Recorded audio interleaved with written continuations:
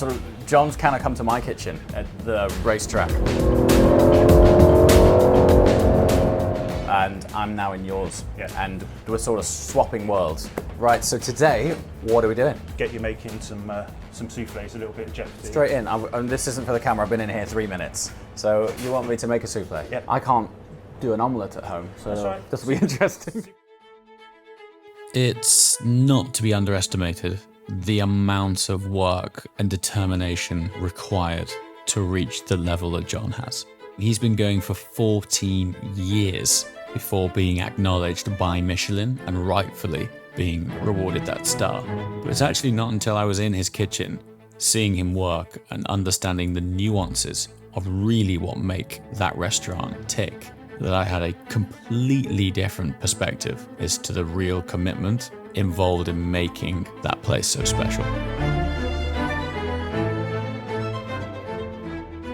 We are down at sunny Silverstone, which believe me makes a change. We're here to treat none other than super chef Jon Howe to a day out at Silverstone, as he's just come off the back of winning his first Michelin star.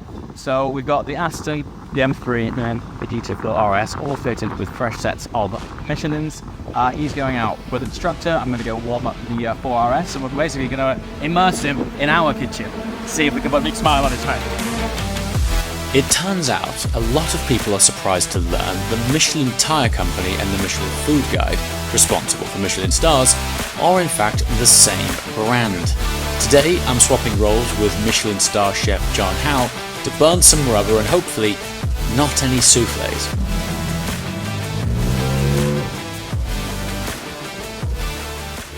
So how was your experience in this earlier?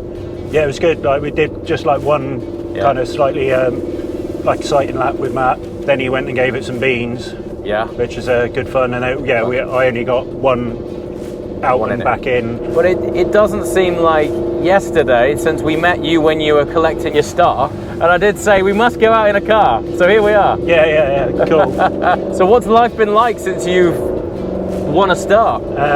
Busy. Really busy. Bookings at the restaurant have gone up. Yeah. It's grow season as well, so we've got our own small holding over at my wife's brother's farm that we're doing 2 acres. We do about 40% of our own produce as well, so obviously that takes up some time as well. Hey, that is and awesome. just super busy, but it's kind of like been a nice little icing on top of the cake kind of thing from having the restaurant for the past 14 years.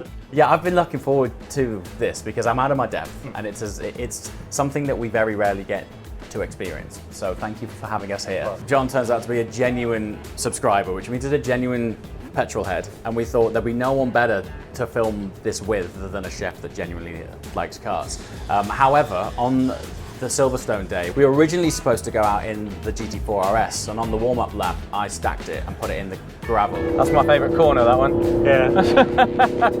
It's funny, when we were coming round, Matt was like, oh, there's a car in the gravel. Oh, it's James. That would be James in the gravel. I would imagine in your world, when you hear the word Michelin, you obviously think of stars, whereas I think of lap times. Yeah. I think of tyres. But yeah, it's kind of cool. They're kind of wanting to bring the two things together with doing things like this today, which has been awesome. How many soufflés do you reckon you've made? Oh, millions. Right, so you've done millions. This will be my first ever. Yep. So there might be a slight disparity in talent. Basically, four ingredients: egg whites, sugar, damson puree, and a little bit of salt.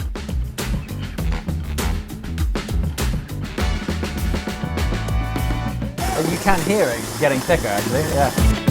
It's like changing gear at the right RPM. There's going to be so many contrived links here all day long, so prepare yourselves. I mean, obviously, with you achieving what you have, it probably suggests that you would adapt well to track days, because you become obsessed with setting lap times and trying to get that sort of perfect lap. Yeah, it's, aiming for that perfection. Oh, absolutely. Kind of yeah. I can't cook to save my life. So if you could teach me to cook just the basic of meals, my wife would be eternally grateful. Mate, it feels right. Do you know what I mean? We'll see. If it goes wrong, we know who we're blaming. There you go. Oh no, look at that. That's now Christmas tree inspired. I should have probably told you that before. Right, okay. So these aren't going to make the pass here. That's bad news. We're going to flatten them off, so I'll top that one up a little bit more. Put a little bit more. Jon's toes are curling. Like, what is this man doing in my kitchen?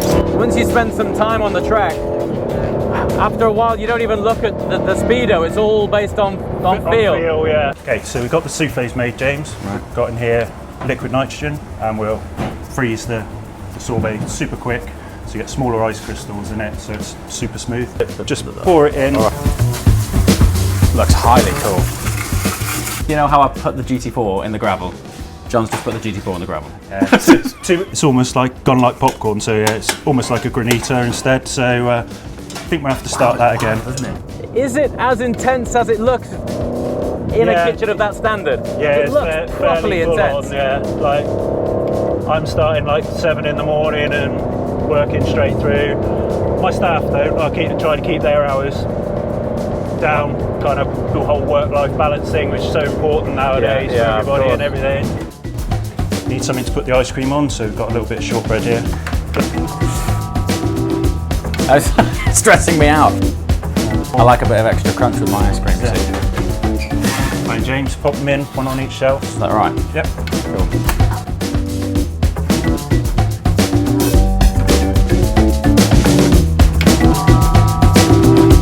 Brilliant, thanks mate. This is another one of those tasks that seems super simple that you can just like, that's too hot. Asbestos fingers. Asbestos fingers hot. Yeah, it's really hot. Yes, fabulous. And I'm just gonna pour that in there, and then it raises the souffle up again. I'm gonna take all credit for that. That's light, isn't it? Oh dear me. Oh, it's serious. It's brilliant, mate. When you're making micro adjustments, what are you looking for to improve Kind of things? depends what it is. Like something like this, it's kind of like, weirdly, these are new souffle molds, so we've had to adjust the cooking time just last week. So they're slightly thinner than the last ones we had. So we're now cooking it for an extra minute just to get it to. So they're slightly taller and they're slightly thinner, but yeah, about an extra minute on it. But yeah, everything's kind of these little micro adjustments. Tweaks. Did like the fact that they gave me a jacket that was far too small for me, so we got it framed. Been so busy, haven't managed to get it up. That's on a the good wall problem to yet, have. So we will get it up on the wall at some point. Is that like a cliche Gordon Ramsay thing that everyone shouts in the kitchen? And It can get a bit fraught in the kitchen, but we're much happier, calm, quiet. more chilled. Everyone know what they're doing. General cornering rule is on entry wide, tight, and then run out wide. That's the general loose term. He wants me to go past.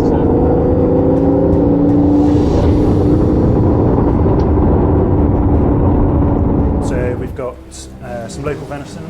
So my butcher over in Gloucester works with about 4 or 5 different estates around Cirencester to get the venison. So very local, sustainable.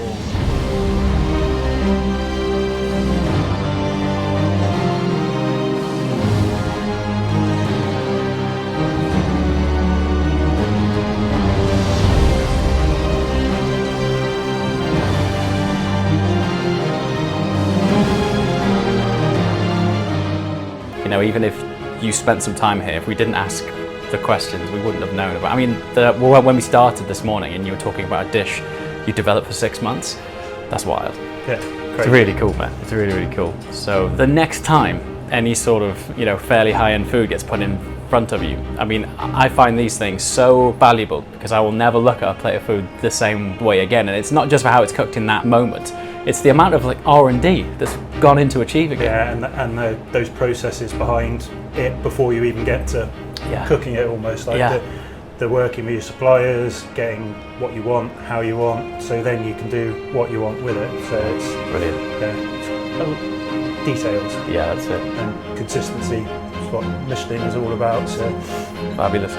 Congratulations on your start. And thank you so much for that experience. That was brilliant. Thank you. Cheers. Cheers, Jake.